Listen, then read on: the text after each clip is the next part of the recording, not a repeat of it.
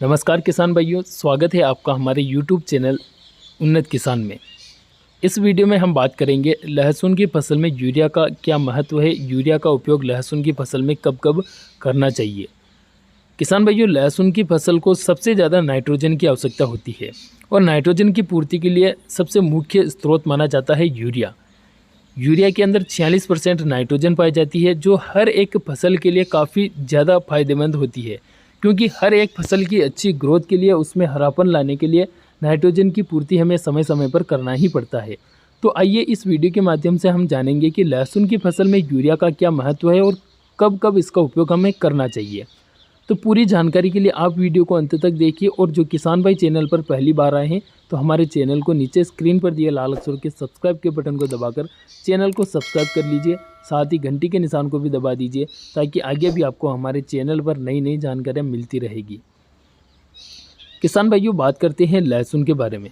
तो लहसुन की बहुत सारे किसान भाई अगेती फसल भी लगाते हैं, लेट बुआई भी करते हैं। मतलब कुछ किसान भाई तो सितंबर महीने में बुआई करते हैं, कुछ अक्टूबर महीने में बुआई करते हैं। जब भी आप लहसुन की बुआई करें तो सबसे पहले तो आपको बुआई के समय पर ही यूरिया खाद डालना पड़ता है।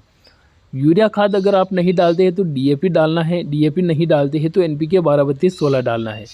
किसी न किसी प्रकार से बुआई के समय पर नाइट्रोजन की पूर्ति करना ही है, क्योंकि जब हम बीज को खेत में डालेंगे तो जैसे ही वह बीज अंकुरित होगा उसी टाइम से उसको नाइट्रोजन की आवश्यकता होने लग जाएगी। तो ऐसे में जब हम बुआई करते हैं तो उस समय पर नाइट्रोजन की पूर्ति करना काफ़ी ज़्यादा आवश्यक होता है। अब आगे जब आपकी लहसुन की फसल 25 से 30 दिन की हो जाती है तो उस समय पर नाइट्रोजन की आवश्यकता काफ़ी ज़्यादा पड़ती है, क्योंकि जो पौधा है उसकी प्राथमिक स्टेज चल रही होती है। ऐसे में 25-30 दिन की स्टेज पर आपको यूरिया खाद का उपयोग करना चाहिए।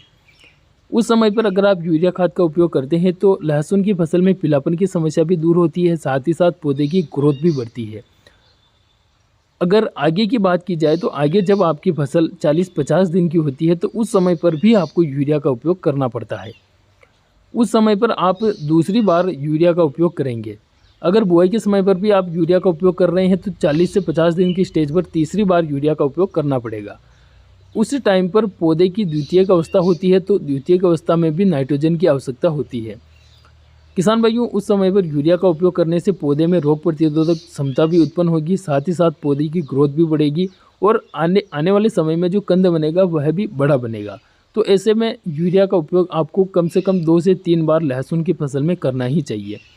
अगर आप किसी भी प्रकार से यूरिया की पूर्ति समय पर नहीं कर पाते हैं तो ऐसे में लहसुन की ग्रोथ रुक जाती है और फिर हमें पैदावार अच्छी नहीं मिल पाती है।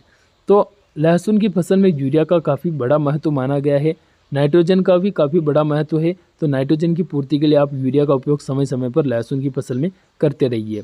वैसे हम हमारे चैनल के माध्यम से लहसुन की खेती से संबंधित जानकारी आपको समय समय पर देते रहेंगे, तो इसके लिए चैनल के साथ में लगातार बने रहें। धन्यवाद। जय जवान जय किसान।